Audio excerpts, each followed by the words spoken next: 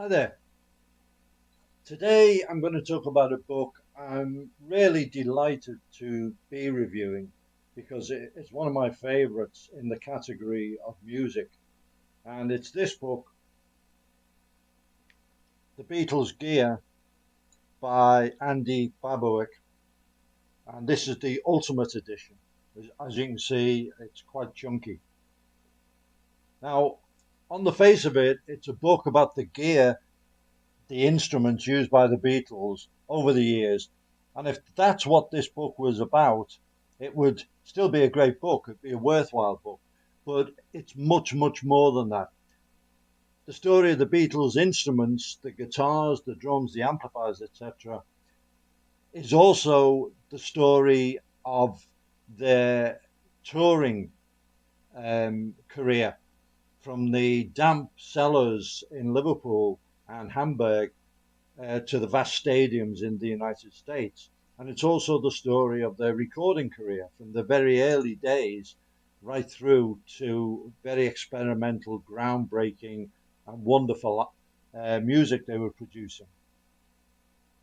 So, and to do that, in many, many cases, they had to develop either the techniques or the equipment themselves, and they revolutionized both the touring industry and also the recording industry. They were record breakers and they were groundbreakers many many ways. So regarding the gear, the equipment, the book that Andy has put together is the complete history of the equipment used by the Beatles, the guitars, the drums, the amplifiers, the keyboards, and the accessories that they used both on tour and in the studio, right from the days as a skiffle band, right through to when they finished up in the studios as I said before, doing the groundbreaking work. So when they were first buying the guitars, um, the guitar shops in Liverpool were a focal point for all the kids who were interested in music. Uh, and a bit later on, I was one of those kids who spent a lot of time in Hesses. And there were a wonderful array of instruments in there, particularly in the guitar side. And they look great. Unfortunately, looks can deceive. And many of the guitars were made in Eastern Europe, Italy, or Scandinavia because the importation of the American guitars, the Gibsons, the Fenders, the Grets, the Gills, and so on, was prohibited at the time. Uh, had you even been able to afford to buy them, they would have been so expensive. And it's quite often said that the guitars that were around, these East European imports and so on, were cheap uh, instruments. Well, they were cheaper. They were cheaper than the Americans, but they weren't cheap, and most of the guys had to buy them on hire purchase. They were still fairly expensive, but what they weren't was playable. They were, in many cases, they were awful to play. Um, Hofner was a really good German manufacturer imported by Selmer, and they did make decent instruments. And three of the original Beatles, Stuart, John, and later Paul, all played Hofners at one time in their career.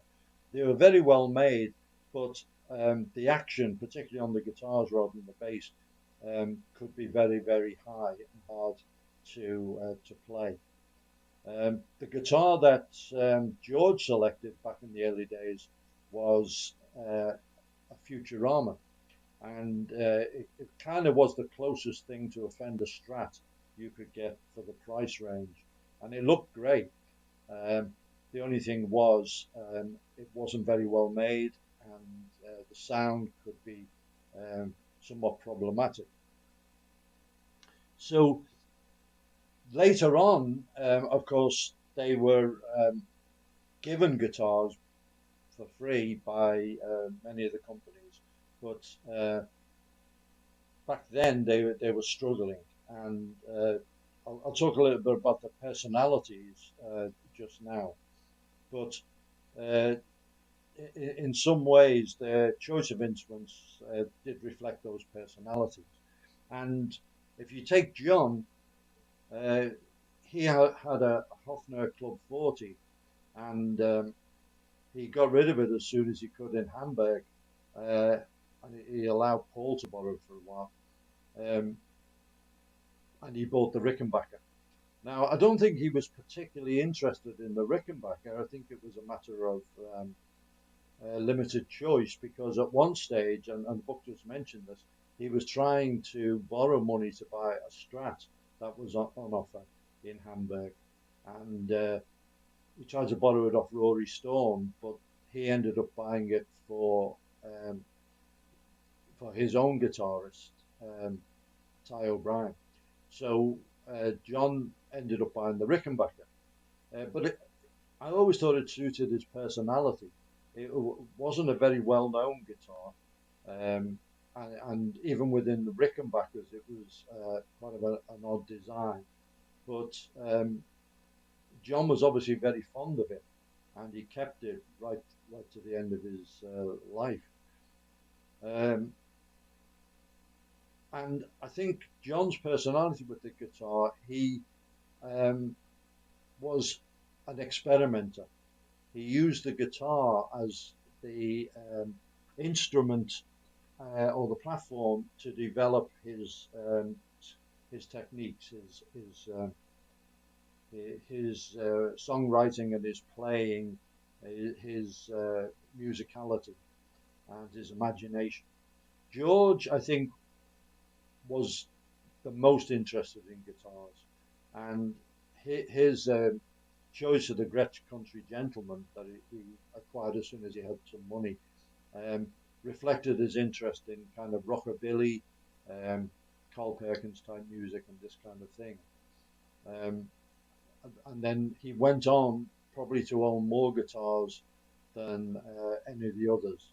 And obviously later in his career, he played a Strat quite a bit. Ringo with the drums, he kind of stuck to the Ludwig. He sort of that was his ideal, and as soon as he could realize it, that's what he got. He had obviously several different sets over the years, some for traveling and so on or touring, but they tended to be the black oyster finish. And in the studio, sometimes he used other things, different percussion instruments, but generally speaking, on stage, he liked that Ludwig setup. Now, Paul, probably the least interested in gear. Um, he had the Rossetti Solid 7 until it disintegrated, and then he didn't bother buying another guitar until Stewart left, and he was nominated to be the bass player, somewhat reluctantly, and he then had to go and spend some money on a guitar. He ended up with a Hofner, violin, bass, um, by default, really, but he stuck with it. Later acquired another from Hofner, and then was given a really strange gold-plated version, which he never really used. And the story of that is in the book, and it's a fascinating story in itself. But Paul really stuck to the Hofner. He had the two, so he always had a spare until the original was stolen. They are slightly different models. The pickups are separated in different ways. And then, of course, he discovered the Rickenbacker, and he used that in the studio for quite a while. But then he kind of ricocheted between the two. Um, but Paul was more interested in. I've always said he was Mr. Entertainment. He's interested in entertaining people rather than in the mechanics of it and the instruments used. I think he'd be happy to pick up anything, a ukulele, a cheap guitar, the most expensive guitar, and make good music with it. He famously once said somebody asked him about did he like a 355, and he said he could have been talking about a motorbike for all I know. So it just shows the range of personalities um, uh, between the different guys and what they selected. What Andy has done in the book is to take every one of the instruments used by the Beatles and either have a photograph in detail of the original studio quality photograph or of an identical instrument. But then there are pictures of the guys actually using that instrument in various ways, and any modifications they did or variations and so on.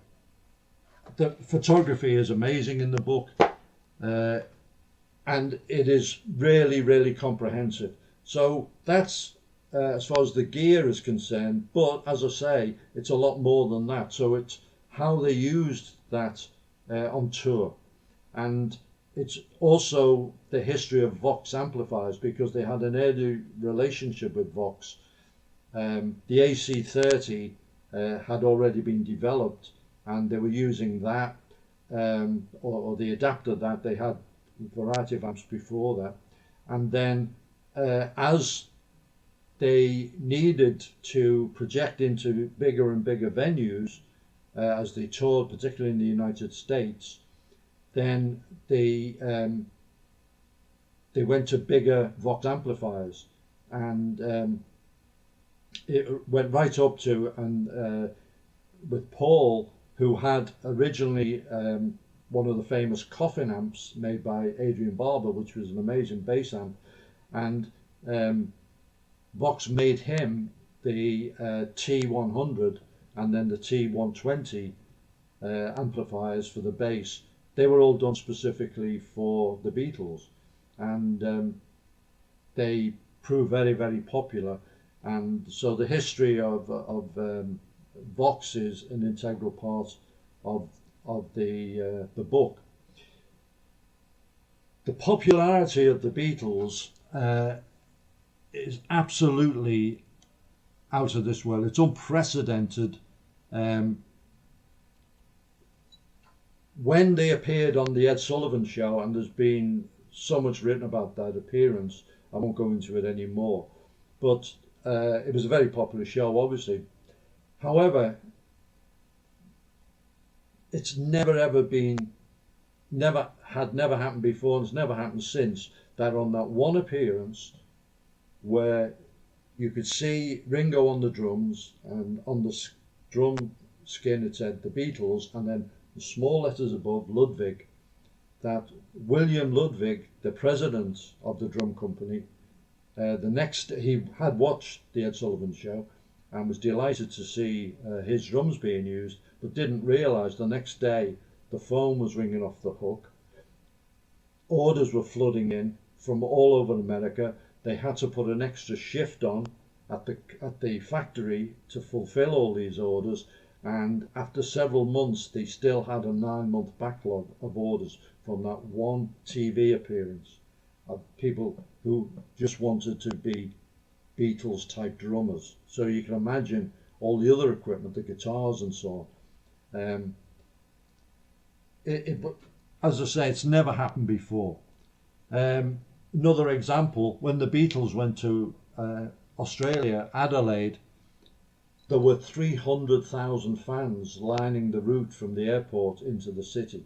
300,000 fans. And this was at a time when they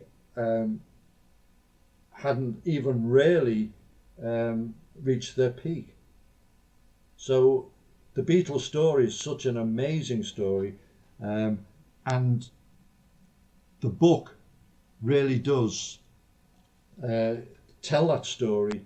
The tours, there are some amazing photographs backstage from one of their tourman. I'll just get his name. I did make a note of it. Bob Bonus, he took some amazing photographs, both of the Beatles on stage and backstage, where you can see the equipment and so on. And one of the points he makes was on those massive stadium tours with the Beatles and the support band, they never had any more than 5 roadies with them to handle all that massive equipment. And this really showed the need for dedicated road crews, which has now grown to an industry in itself with massive pantechnicons and so on, again, all sorted by the Beatles. Guys, I can't recommend this book enough. It's one of my favourites. A little bit expensive, but worth every penny. And don't be put off by the fact that it is so heavily talking about gear or equipment, because there is much more in there. And if you're a fan of the Beatles, if you're a fan of music, if you're a fan of guitars and so on, it's certainly the book for you.